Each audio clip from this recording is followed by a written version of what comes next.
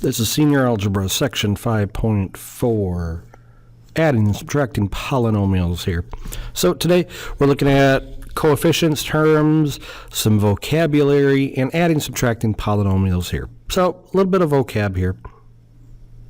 First one, a term. Term, a single number or variable, or numbers and variables multiplied together. They're separated by plus and minus signs. Some examples, 5. Oh yeah, it's a single number, okay. A variable, a single variable, x, that would work as well.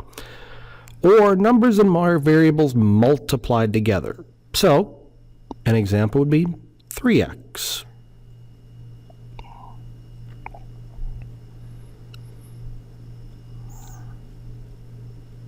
If I wanted to put multiple terms together here, I could. Those would be all single terms here. 5x minus 8. 2 terms there. And there's the plus and minus sign that separates them. Next one is numerical coefficient. Numerical number. The coefficient. It's the number multiplied by an unknown quantity in a term here. It's basically the number out front of the term.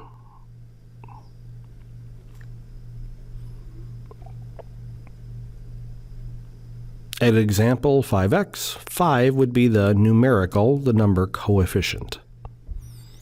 6x squared plus 5x. For 6x squared, 6 would be the numerical coefficient. For 5x, 5 would be the numerical coefficient.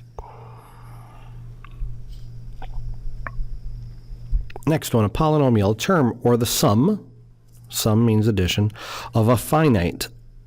Finite means it stops at some point. Number of terms of the form ax to the n power here. For any real number a and any whole number n here.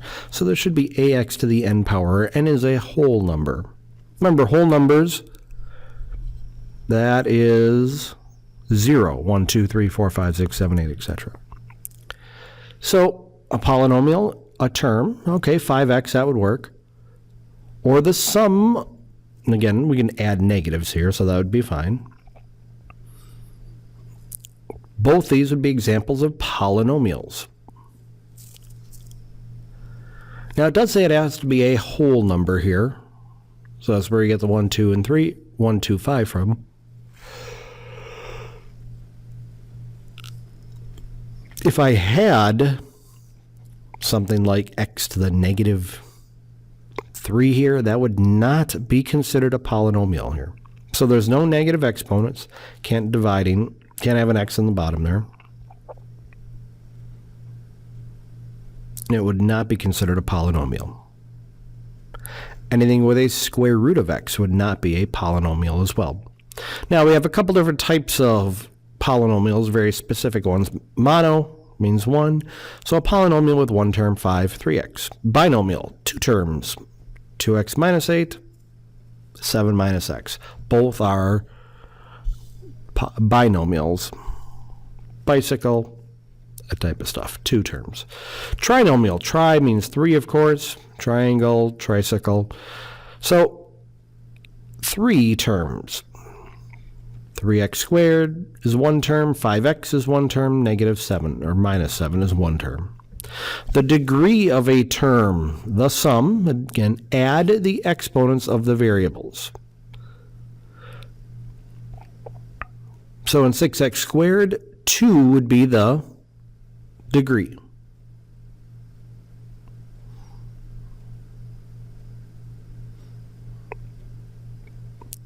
Five x to the 5th, y to the 2nd. Well, it says the sum of the exponents. So 5 plus 2 gives me 7.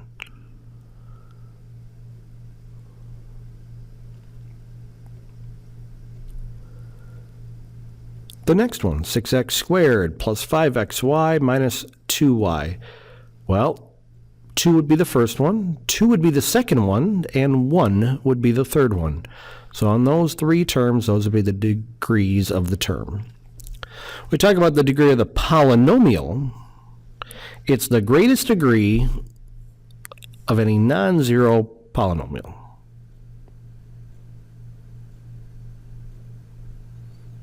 The greatest degree of any non-zero term. I don't know why that says a polynomial.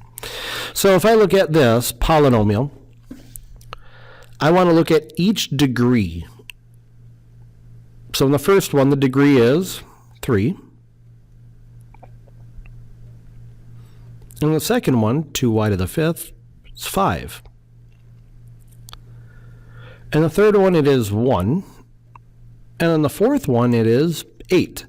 So the degree of the polynomial is the largest one. In this case, 8.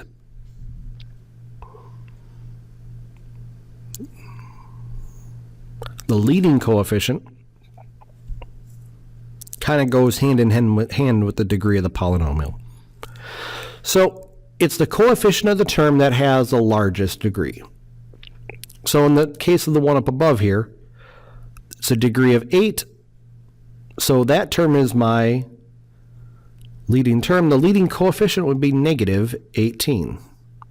If I had something like 6x to the 5th plus 2x to the 4th plus 3x minus 5 or 8 or 10 or whatever, I look at it and I go, okay, the largest degree, 2, I have a 5 there, a 4, a 1, and a 0.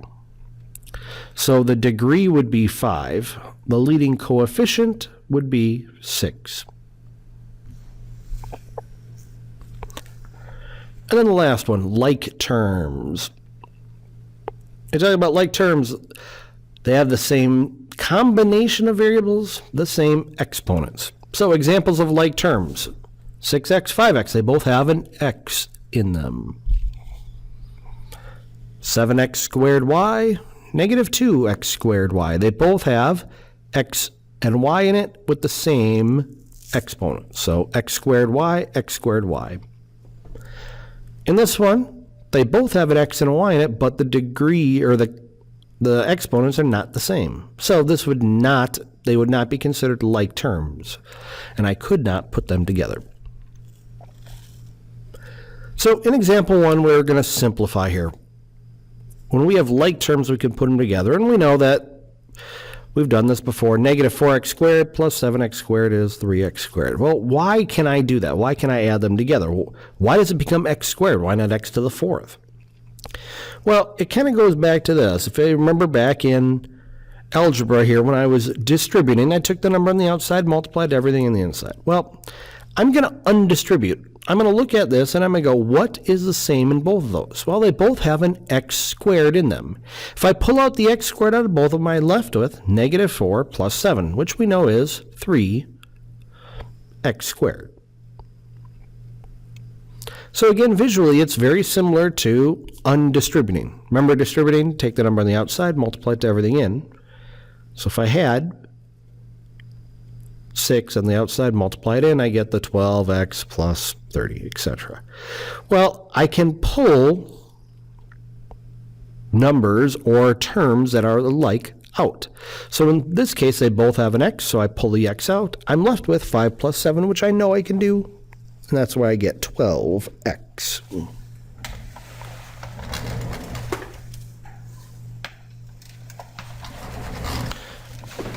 So in B, I look at my common terms here. 12x squared, negative 15x squared. Remember, it is a minus 15 or a negative 15.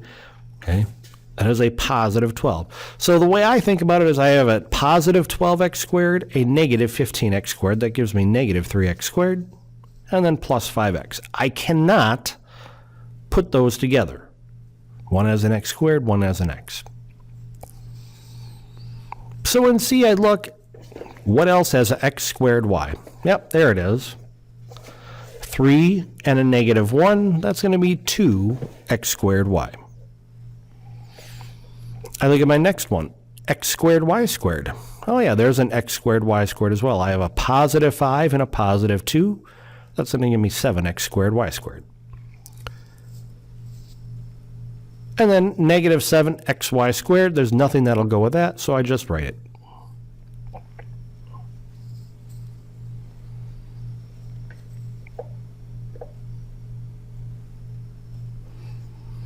In example 2, we're looking to evaluate, so we're going to plug numbers in, evaluate it. Things I want to remember here, I'm going to write out everything, and then with parentheses, then I'm going to put the numbers in later. Again, when you put something in, you should put it in parentheses, even if you don't think you need it. It's a good habit to get into. Remember, that's a -1 outside, so it's -1 and -4 squared. 3 -4, 3, and -4 here. So I look at the first term, -1 times -4 squared.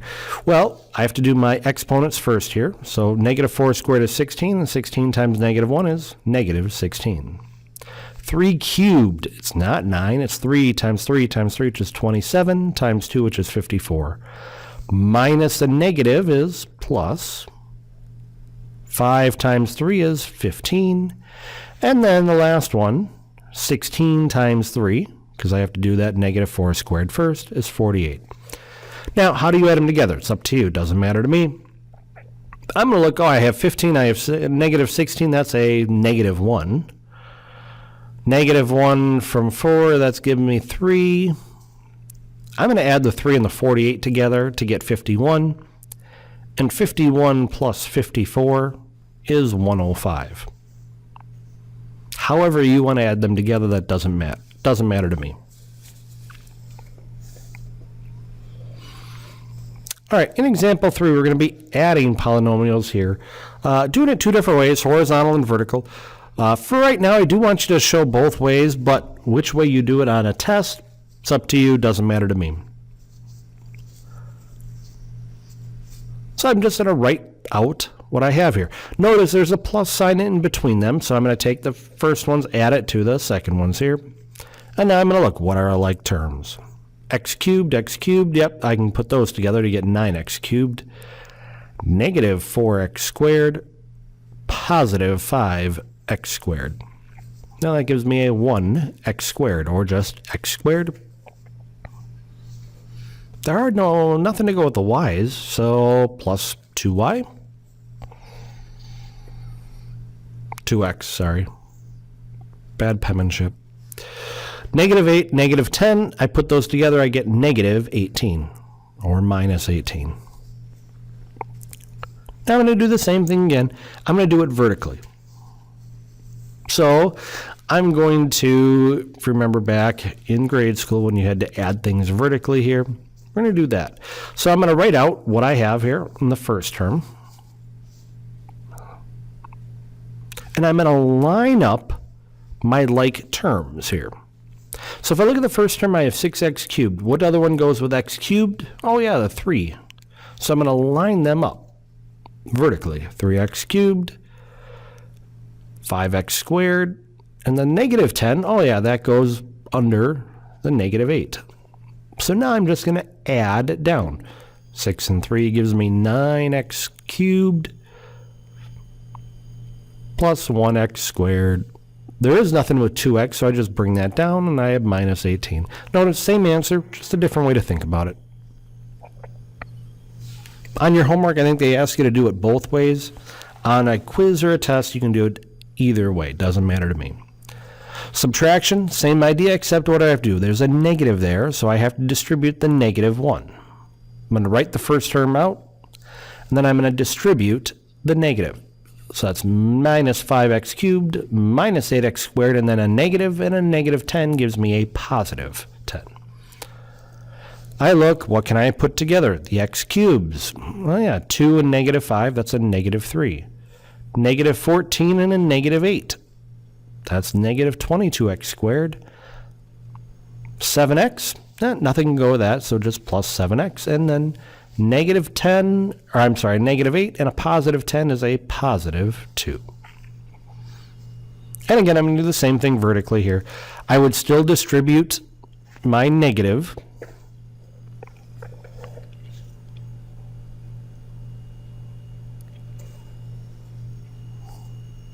And then I would simply add down.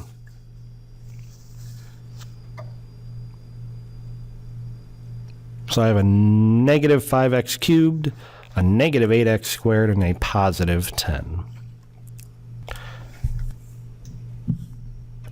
When I add down, I'm going to get the same thing I did before. Negative 3x cubed minus 22x squared plus 7x plus 2.